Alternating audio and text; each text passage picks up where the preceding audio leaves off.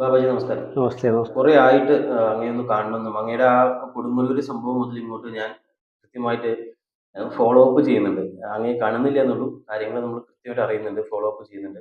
പിന്നെ കുറച്ച് ഞാനും പ്രാക്ടീസ് ചെയ്യുന്ന ഒരാളായതുകൊണ്ട് തന്നെ ഇൻട്രസ്റ്റിംഗ് ആയിട്ടുള്ള വിഷയമാണ്. കാരണം എപ്പോഴും പ്രാക്ടീസ് ചെയ്യുന്ന വിഷയത്തിൽ ഒപ്പോസ് ചെയ്തുകൊണ്ട് സംസാരിക്കുന്ന ആൾക്കാരെ കാണുമ്പോഴാണല്ലോ നമ്മൾ ഇതിൽ ഇങ്ങനെയും ഉണ്ടോ എന്നുള്ളൊരു ചിന്ത നമുക്ക് വരിക. തീർച്ചയായും, തീർച്ചയായും. പക്ഷെ എനിക്ക് കുറച്ച് ദിവസമായിട്ട് ആദ്യം തന്നെ ചോദിക്കണമെന്ന് വിചാരിച്ചിരുന്ന ഒരു ചോദ്യം ഞാനിപ്പോൾ ചോദിക്കാം. ഞാൻ ഇത് 2, 3 തവണ ഇങ്ങനെ വായിക്കുന്നത്. ഈ ആദിമാർഗി മഹാ ചണ്ടാല ബാബ, മലബാരി മുത്തപ്പൻ. ഇങ്ങനെ ഒരു ഇതിന്റെ പിന്നിലത്തെ ഒരു ടെക്നോളജി. അപ്പോ ഈ ആദിമാർഗി മഹാചണ്ടാള ബാബ. ആദിമാർഗി എന്ന വാക്ക് ആദിയിലെ മാർഗം, ഫസ്റ്റ് പാത്ത്.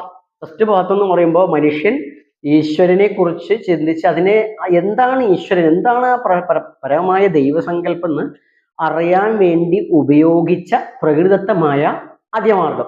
അതാണ് ആദിമാർഗം. അപ്പൊ അത് വരുമ്പോൾ മലയും താഴ്വരകളുമായി ബന്ധപ്പെട്ട് പ്രകൃതി ശക്തികളുമായി ബന്ധപ്പെട്ട് ഒരു പ്രാകൃത ആദിവാസി അങ്ങനത്തെ കൾട്ടിലുള്ള സമ്പ്രദായം പിൻവരുന്ന പരമശിവൻ ആദിമാർഗിയാണ്. കാരണം ഏറ്റവും പ്രാകൃതമായ വേഷമാണ് ഈ പരമശിവൻ. ചണ്ടാലൻ എന്ന് ഉദ്ദേശിക്കുന്നത് പരമശിവനെ അങ്ങനെ ആ ഇതിലാണ്.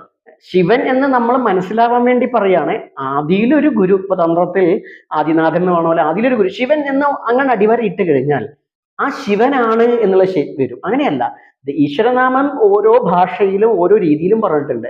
ചിലർ ശിവൻ എന്ന് വിളിക്കുന്നു, ചിലർ വിഷ്ണു വിളിക്കും. ഇവിടെ ചിലപ്പോൾ എന്താ പറയാ മുത്തപ്പൻ അല്ലെങ്കിൽ ചാത്തപ്പൻ അങ്ങനെയൊക്കെ പലതും വിളിക്കും. അപ്പൊ എന്തോ ആദി ഗുരു എന്തോ ആ ആദി ഗുരു സങ്കല്പത്തിൽ പോകുന്ന ആ സമ്പ്രദായത്തെ പിൻപറ്റുന്ന ഒരു വ്യക്തിയാണ് ആദിമാർഗി. മഹാചണ്ടാള ബാബ എന്ന് പറഞ്ഞാൽ അതിൽ ചണ്ടാളൻ. ചണ്ടാളൻ എന്ന് പറഞ്ഞു കഴിഞ്ഞാൽ സാധാരണഗതിയിൽ സാമൂഹിക വ്യവസ്ഥയിൽ ഏറ്റവും ഒരു എന്താ പറയാ ജാതി ഹൈറാർക്കി സംവിധാനത്തിൽ ഏറ്റവും താഴ്ത്തപ്പെട്ട താഴ്ന്നു കിടക്കുന്ന ആളുകളെയാണ് ചണ്ടാളൻ എന്ന് വിളിച്ചു വരുന്നത്. ശരിയെന്നല്ല പറയുന്നത്. അത് അങ്ങനെ വെച്ച് നോക്കുന്ന സമയത്തിൽ അങ്ങനെ ആരെങ്കിലും ഉണ്ടെങ്കിൽ ഉണ്ടോ നമുക്കറിയില്ല. ഉണ്ടെങ്കിൽ അങ്ങനെ ഉള്ളവരിൽ ഏറ്റവും താഴ്ന്നവനാണ് നമ്മൾ ആ അർത്ഥത്തിൽ. പക്ഷെ ആ അർത്ഥത്തിൽ മാത്രമല്ല, ഇതിൽ അങ്ങനത്തെ ഒരു അർത്ഥമല്ല നമ്മളെപ്പോഴും ആത്മീയാചാര്യം എടുത്തിട്ടുള്ളത്. നമ്മൾ ഏറ്റവും കൂടുതൽ പ്രാധാന്യം കൊടുത്തത് സ്പിരിച്വൽ ആയിട്ടാണ്. അങ്ങനെ വരുമ്പോൾ ചണ്ടാളൻ എന്ന് പറഞ്ഞു കഴിഞ്ഞാൽ ചണ്ടാളൻ ഉണ്ടാവുക ശ്മശാനത്തിലാണ്. ഒരു ഡെഡ് ബോഡി ദഹിപ്പിക്കുന്ന അല്ലെങ്കിൽ അടക്കം ചെയ്യുന്ന പണിയാണ് ചണ്ടാളനുള്ളത്. അപ്പോൾ ബോഡി, ഈ ശരീരം എന്ന് പറയുന്നത് അഹങ്കാരം ഉണ്ടാകുന്നത് ശരീരം കൊണ്ടാണ്. പഞ്ചഭൂതങ്ങളാൽ നിർമ്മിതമായ ഈ ഒരു ശരീരം ഇതിലെന്താ വെച്ചാൽ ഇത് ജാതി കൊണ്ടോ ജോലി കൊണ്ടോ വിദ്യാഭ്യാസം കൊണ്ടോ ഒക്കെ നമുക്ക് അഹങ്കാരം ഉണ്ടാക്കുന്നത്. ഈ അഹങ്കാരവും എല്ലാം ഈ ശരീരത്തിൽ നിന്നുണ്ടാവുന്നതുകൊണ്ട് തന്നെ ഈ ശരീരമാണ് ഹേതു. ആ ശരീരം ഇല്ലാണ്ടായാൽ മറ്റൊന്നും ഇല്ല. ആ ശരീരം ഇല്ലാണ്ടായി ശുദ്ധബോധമാകുന്ന ഭസ്മം അല്ലെങ്കിൽ മണ്ണ്, രണ്ടും പറയാൻ കാരണം ദഹിപ്പിക്കൽ മാത്രമല്ല, ആദ്യം അടക്കം ചെയ്യുന്ന സമ്പ്രദായമാണ് ലോകത്തിൽ മനുഷ്യൻ ആരംഭിച്ചത്. അപ്പോൾ ഈ രണ്ട് വിധത്തിലായാലും ശരി, അവശേഷിക്കുന്ന എന്തായാലും ശുദ്ധമായ ഒരു വസ്തുവാണ്. ആ വസ്തു എന്ന് പറയുന്നത് ശുദ്ധബോധമായിട്ട് കാണുക. ഭസ്മാണെങ്കിലും മണ്ണ ശുദ്ധബോധം. ആ ശുദ്ധബോധത്തെ നൽകുന്ന ആ സാക്ഷാൽ പരമേശ്വരൻ. അപ്പോൾ ഇവിടെ എന്താ വെച്ചാൽ യോഗതലത്തിൽ ഇന്ദ്രിയങ്ങൾ, നമ്മുടെ കണ്ണ് തൊട്ടിട്ട് നമ്മുടെ ലിംഗോ അങ്ങനെ വരെയുള്ള എല്ലാ അവയവങ്ങളും ബോധാത്മകമാണ്. ഇവിടെയാണ് ബോധം. അപ്പൊ ബോധത്തിൽ ധിയോ യോന പ്രചോദയ എന്നൊക്കെ വൈദികന്മാരൊക്കെ പറയും. അപ്പൊ ബോധത്തിൽ വർത്തിക്കുന്നവൻ ആരാ? ആ ബോധത്തെയാണ് ശിവം എന്നൊക്കെ വിളിക്കുന്നത്. അപ്പൊ അങ്ങനെയുള്ള ആ ബോധത്തിൽ വർത്തിക്കുന്ന ആ വ്യക്തി അല്ലെങ്കിൽ ആ ഒരു തലം, അതാണ് ചണ്ടാളൻ. ആ ചണ്ടാളൻ കേവല ചണ്ടാളനല്ല. കേവല ചണ്ടാളൻ കേവല ബോധത്തിൽ, അത് മാനവ ബോധത്തിലുള്ളതാണ് കേവല ബോധം. പൂർണ്ണബോധം എന്ന് പറഞ്ഞാൽ ശിവബോധം. പറഞ്ഞു കഴിഞ്ഞാൽ ശിവം എന്ന് പറയാം മംഗളകരമായ പൂർണ്ണമായ അവസ്ഥ. ആ അവസ്ഥ എന്നർത്ഥത്തിലാണ് മഹാചണ്ടാളൻ എന്നുള്ളത് പറഞ്ഞിരിക്കുന്നത്. പിന്നെ മലവാരി മുത്തൻ എന്ന് പറഞ്ഞാല് ഇപ്പൊ കൗളം എന്നൊക്കെ പറഞ്ഞ പോലെ മല വാരം, ഉയർന്ന താഴ്ന്ന യോഗഭോഗാത്മകമായ വിദ്യ കൈകാര്യം ചെയ്യുന്ന, പ്രചരിപ്പിക്കുന്ന, അതിന്റെ ഭാഗമായിട്ടുള്ള ആ ഒരു സമ്പ്രദായത്തെ പിൻപറ്റിക്കൊണ്ട് മുക്തി നേടിയ ആൾ എന്ന അർത്ഥത്തിൽ മുക്തൻ എന്ന് പറയും. അത് സ്ത്രീ ആണെങ്കിൽ മുക്തി എന്ന് പറയും. നാടൻ പ്രയോഗം മുക്തനും മുക്തിയാവും. ഈ മുക്തി നേടിയ മോക്ഷം നേടിയ ആ അർത്ഥത്തിലാണ്. ഇപ്പൊ നമ്മള് ഓരോ സമ്പ്രദായം ഉണ്ടാവില്ല. ഇപ്പൊ ആനന്ദൻ, ശർമ്മ, ബ്രാഹ്മണർക്ക് ഇപ്പൊ ശർമ്മ, ആനന്ദമുള്ളവർ നടത്തില്ല. ആനന്ദം ഉണ്ടാവണമെങ്കിൽ എന്ത് വേണം? ഈ വിഷയത്തിൽ നിന്നൊക്കെ മുക്തി നേടണം. അപ്പൊ അത് പറഞ്ഞ പോലെ തന്നെയാണ് പരമ്പരാഗതമായി ഇവിടെ ഉണ്ടായിരുന്ന ആളുകൾ ഫോളോ ചെയ്യുന്നത്. മുത്തനും മുക്തി എന്ന് പറയും. അത് മുത്തപ്പനാവാം, ഒക്കെ ഇതുമായി. അപ്പൊ വെച്ചാൽ അത്തരം ആദിയിലുള്ള സമ്പ്രദായങ്ങളെ പ്രചരിപ്പിക്കുന്ന ഒരു വ്യക്തി എന്ന നിലയ്ക്ക് ആശ്രമത്തിന്റെ മഠാധിപതിയുടെ പേരാണ് ചണ്ടാളൻ, മഹാചണ്ടാളൻ. അത് അതുമായി ബന്ധപ്പെട്ട് രേഖപ്പെടുത്തിയ പേരാണ്. ഈ മാതൃകുല ധർമ്മരക്ഷാശ്രമം എന്ന് പറഞ്ഞ ആശ്രമത്തിന്റെ മഠാധിപതിയുടെ പേരാണ്. എന്ന് കരുതി ഈ നമ്മുടെ പേര് നമുക്ക് ദീക്ഷാനാമം മറ്റുള്ളതൊക്കെ വേറെ തന്നെ ഉണ്ടാവും. പിന്നെ നമ്മൾ തന്നെ പറയാറില്ല, അങ്ങനെ സ്ഥാനത്തിരിക്കുമ്പോൾ അതല്ലേ ആവശ്യമുള്ളൂ.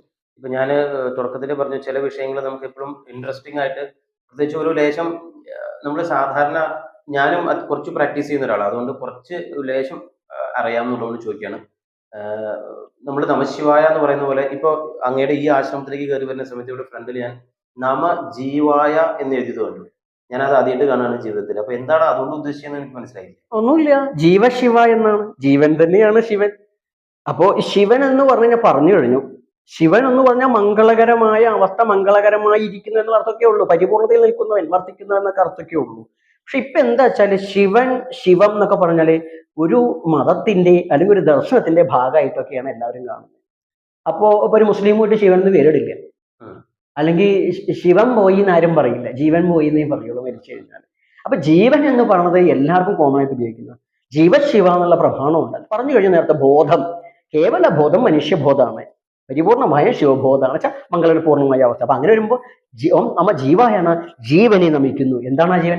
അങ്ങയുടെ ജീവനായാലും നമ്മുടെ ജീവനായാലും മറ്റാരുടെ ജീവനായാലും ശരി, അത് തന്നെയാണ് പരമമായ സത്യം. ആ സത്യത്തെ നിങ്ങൾ ശിവനെന്നോ മറ്റുള്ള അള്ളാണോ യഹോവാണോ കൃഷ്ണനോ വിഷ്ണുവെന്നോ ചാത്തനോ എന്ത് വിളിച്ചാലും വിരോധമില്ല. എല്ലാവർക്കും കോമൺ ആയിട്ട് പറയാൻ പറ്റുന്ന കാര്യം, അംഗീകരിക്കുന്ന കാര്യം, ജീവൻ, പ്രപഞ്ചത്തിന്റെ ജീവൻ, നമ്മുടെ ജീവൻ, അതിനെ നമിക്കുന്നു. അത് ഓം അകാരോഗ സൃഷ്ടിച്ചത് സംഹാരകർത്താവായിരിക്കുന്ന, അതിന് ആധാരഭൂതമായിരിക്കുന്ന ജീവനെ നമിക്കുന്നു. അത്രയേ ഉള്ളൂ. ഓക്കെ. അപ്പൊ ഈ ഞാൻ ഒന്നുകൂടി ആദ്യം ചോദിച്ച ചോദ്യത്തിലേക്ക് തിരിച്ചു വരികയാണ്. ഈ ആദി ചണ്ടാല ബാബ എന്നല്ലേ പറഞ്ഞു? അപ്പൊ ഏറ്റവും ശരിക്കും ഈ ഒന്നുകിൽ സനാതന ധർമ്മത്തിന്റെ തുടക്കമെന്നോ അല്ലെങ്കിൽ എന്താ പറയാ ഒരുപക്ഷെ നമ്മുടെ മൊത്തത്തിൽ പ്രപഞ്ചത്തിന്റെ തുടക്കമെന്നോ അങ്ങനെയൊക്കെ പറയല്ലോ, ആദ്യമല്ലേ, ഏറ്റവും ആദ്യം. പക്ഷെ നമ്മൾ വൈദിക സമ്പ്രദായത്തിലുള്ള ആൾക്കാർ പറയുമ്പോൾ വേദങ്ങളിൽ നിന്നാണ് ബാക്കിയെല്ലാം ഉണ്ടായെന്ന് പറയുമ്പോൾ ഇത് നമ്മളൊരു ഭയങ്കര ക്ലാഷ് ഇല്ലേ? തീർച്ചയായും തീർച്ചയായും അത് തന്നെയാണ് പ്രശ്നം. ദേ, അതാണോ അങ്ങനെ ഏറ്റവും കൂടുതൽ? അല്ല, നമുക്ക് പ്രശ്നമല്ല, നമ്മൾ വേദത്തെ അംഗീകരിക്കുന്നു. കാരണം നമ്മൾ സർവ്വദർശന നിന്ദ, ഒന്നിനും നിന്ദിക്കാൻ പാടില്ല എന്ന് തന്നെയാണ്. പക്ഷെ എന്നിരുന്നാൽ പോലും നമുക്ക് സാമാന്യ ബോധം ഉണ്ടല്ലോ മനുഷ്യർക്ക്. വേദം, ഇന്ന് ലഭ്യമായ വേദങ്ങൾ എന്ന് പറഞ്ഞു കഴിഞ്ഞാൽ അത് 6 അംഗങ്ങളോട് കൂടിയിട്ടേ പഠിച്ചാലേ ഇത് കാര്യം മനസ്സിലാവാം. അപ്പൊ അവരുടെ വ്യാകരണമായാലും ശരി, ഛന്ദസ്സോ നിരുക്തോ എന്തോ ആവാം, ജ്യോതിഷമൊക്കെ ആവാം. ഒന്ന് ഈ പറയുന്ന നിരുക്തമായാലും വ്യാകരണമായാലും ഇതൊക്കെ ഉണ്ടായതിനു ശേഷം മാത്രമേ അത് ഉണ്ടാവാൻ സാധ്യമാവുള്ളൂ. അഗ്നിവേളയെ പുരോഹിതം എന്ന് പറയണമെങ്കിൽ തന്നെ അത് വ്യാകരണവും മറ്റുള്ളതൊക്കെ വേണമെന്ന് ഒരു സിസ്റ്റത്തിലൂടെ കടന്നു വന്നതാണ്. ഒരു സിസ്റ്റം ഉണ്ട് ഇല്ലേ, ഒരു സിസ്റ്റം പ്രവർത്തിക്കുന്നുണ്ട്. അപ്പൊ സിസ്റ്റം ഉണ്ടായതിന് ശേഷമുള്ളതാവോ ആധാരം, സിസ്റ്റം ഉണ്ടാകുന്നതിന് മുമ്പുള്ളതാവോ ആധാരം? മുമ്പുള്ളതാവാനേ തരുള്ളൂ. അങ്ങനെ വരുമ്പോൾ സിസ്റ്റമാറ്റിക് അല്ലാത്ത ഒരു വ്യവസ്ഥ, അതാണ് ആദിയിൽ ഉണ്ടാവുക. ഏതൊരു മനുഷ്യനും മനസ്സിലാവും. വൈദികമായ എല്ലാ സമ്പ്രദായങ്ങളും, ഇന്ന് നിലനിൽക്കുന്ന എല്ലാ രീതികളും ഒക്കെ സിസ്റ്റമാറ്റിക് ആണ്, ഒരു വ്യവസ്ഥയിലാണ്. എന്നിട്ട് പറയണം അത് ആധികാരികം എന്ന് പറഞ്ഞാൽ 4 വേദങ്ങൾ ഒന്നായിരുന്നു എന്നാണ് ഭാഗവതാദി പുരാണങ്ങളെല്ലാം പറയുന്നത്. ഒന്നായിരുന്നു എന്നാ പറഞ്ഞത്. അത് പ്രണവമായിരുന്നു എന്നൊക്കെ പറഞ്ഞ നേരത്ത് ഇന്നത്തെ ഒരു സാധനമല്ല ഉറപ്പാ. അപ്പൊ പിന്നെ ഇന്നത്തെ ഒരു സാധനം വെച്ചിട്ട് ഇതാണ് അധികാരം സനാതന ധർമ്മത്തിന്റെ എന്ന് പറയുമ്പോൾ അത് തെറ്റാണ്. അത് പിന്നീട് വരുന്നതാണ്. ഏതൊരു കാര്യം നമ്മൾ ഡെവലപ്പ് ചെയ്ത് വരുമ്പോൾ അതിന്റെ ആരംഭത്തിൽ ഉണ്ടാകുക ഏറ്റവും പ്രാകൃതമായ ഒരു വ്യവസ്ഥയാണ്. ഋഷീശ്വരന്മാർ പോലും കാട്ടിലാണ് വസിച്ചിരുന്നത്. അവരുടെ ജീവിത ശൈലി അങ്ങനെയാണ്. പക്ഷെ നമ്മൾ ഈ മാറി മാറി വരുമ്പോൾ അതിന് മാറ്റമുണ്ട്. ആ മാറ്റത്തിന്റെ ഭാഗമാണ് വേദങ്ങൾ. എന്ന് വെച്ച് കഴിഞ്ഞാൽ ഒരു പരിധി വരെ അശാസ്ത്രീയമായ അല്ലെങ്കിൽ ഒരു ചിട്ടയോട് വന്നിട്ടില്ലാത്ത സാധനത്തെ ചിട്ടപ്പെടുത്തിയപ്പോഴാണ് വൈദികം എന്നുള്ള രീതിയിലേക്ക് മാറിയത്. അങ്ങനെയല്ല. അങ്ങനെയാണെങ്കിൽ ഇപ്പൊ മലബാരത്തിലൊക്കെ ചിട്ടയില്ല എന്നല്ല, ഇവരിതിന് ചട്ടക്കൂടി, ഇവര് ഇന്ന് പറയപ്പെടുന്ന വേദവും വേദശാസ്ത്ര സംബന്ധിയായിരിക്കുന്ന എല്ലാ കാര്യങ്ങളും ഒരു നൂതനമായ ഒരു സംവിധാനത്തിലൂടെ കടന്നു വന്നതാണ്. അതാ പറഞ്ഞത് 6 അംഗങ്ങൾ വേണമെന്ന് പറയുന്ന സമയത്ത് അങ്ങനെയല്ലേ അത് മനസ്സിലാക്കാൻ പറ്റുള്ളൂ, അല്ലാണ്ട് പറ്റില്ലല്ലോ. മലബാരത്തിൽ അങ്ങനെ കണ്ടീഷൻ ഇല്ല. ദൈവത്തെ വിളിക്കാൻ മന്ത്രങ്ങളൊന്നുമല്ല. അങ്ങേക്ക് ദൈവത്തെ വിളിക്കാൻ വേണ്ടിയിട്ട് ഇന്റെ ദൈവം എന്ന് വിളിച്ചാലും മതി, മൈ ഗോഡ് എന്ന് വേണമെങ്കിലും പറയാം.